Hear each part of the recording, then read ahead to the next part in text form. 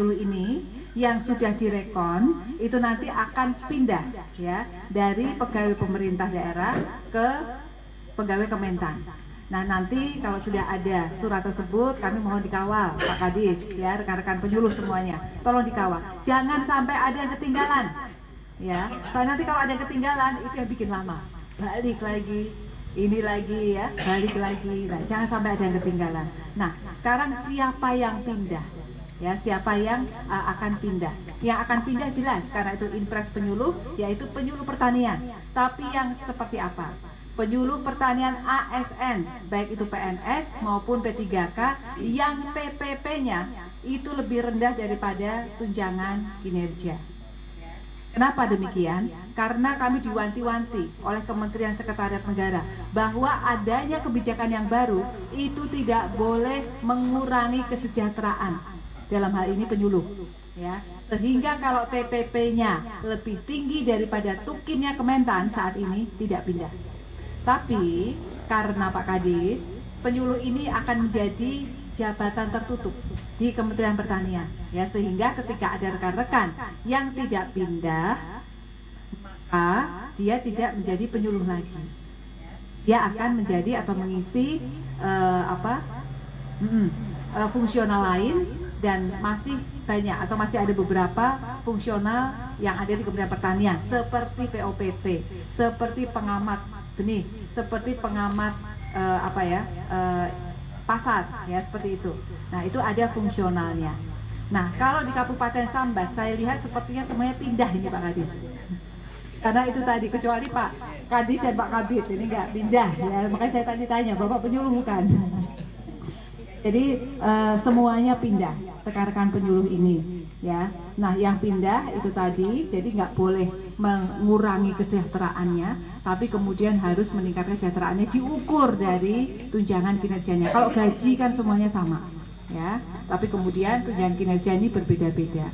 Nah kemudian rekan-rekan semua, kita sangat berharap nanti tank 2026 Januari itu sudah resmi semuanya berada di Kementan yang pindah ya. Kita belum bisa melakukan percepatan, walaupun prosesnya bisa kita percepat, tapi anggarannya ada aturan-aturan tertentu dari Kementerian Keuangan yang memang tidak bisa kita lakukan percepatan karena anggaran ya, karena kan nanti yang akan memberikan gaji, kemudian tukin ya, BOP operasional itu adalah Kementan, seperti itu ya.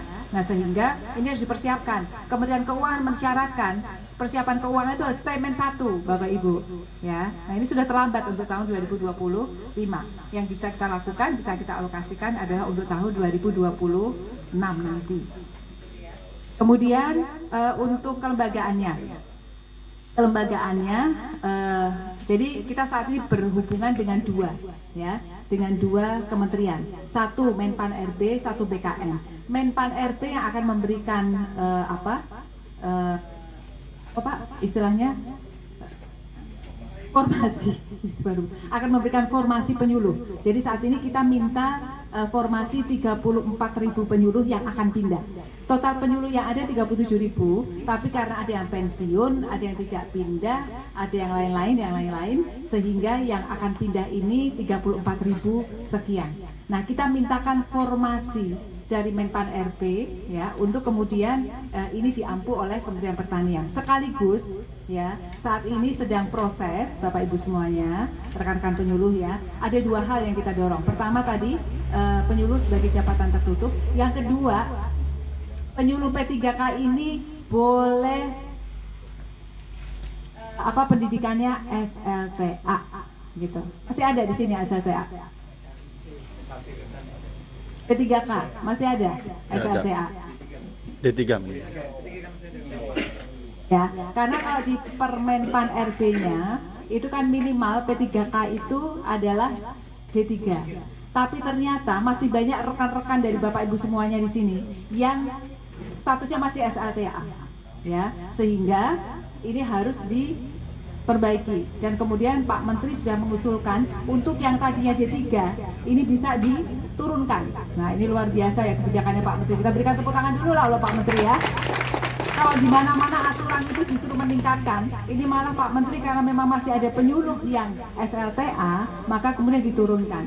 Ya, nah itu yang kemudian sedang berproses di Kemenpan RB. Kemudian ya di PKN tadi, ya pemindahan kepegawaiannya dari daerah ke pusat itu juga sedang berproses.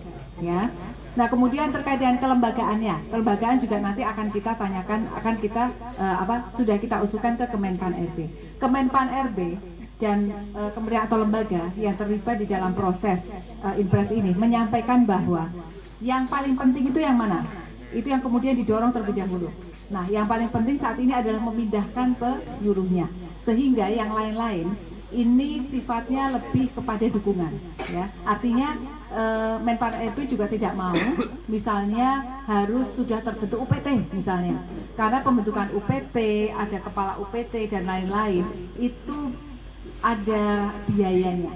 Ya, dan biayanya mahal. Sementara saat ini kita harus efisiensi, ya, sehingga rekan-rekan semuanya UPT, maksudnya kelembagaan penyuluh itu nanti tetap berkantor di BPP, ya. Ini sudah ada kan? Sudah diketahui ya rekan-rekan semuanya ya. Begitu ya Pak Kadis ya. Sudah. Nah, kita berikan tepuk tangan dulu lah Pak Kadis, mau tepuk tangan. Karena ini harus disupport sama Pak Kadis, ya. Kenapa? Karena BPP ini adalah milik pemerintah daerah. Ya, miliknya Pak Kadis dan Pak Bupati, seperti itu. Tapi di dalam Inpres tersebut ada satu klausul yang menyampaikan bahwa apa coba? Kalau ada yang sudah baca. Apa? BPP tidak boleh dialihfungsikan. Ya, ini teman-teman belum baca ini Pak. Malu-malu aja ini ya.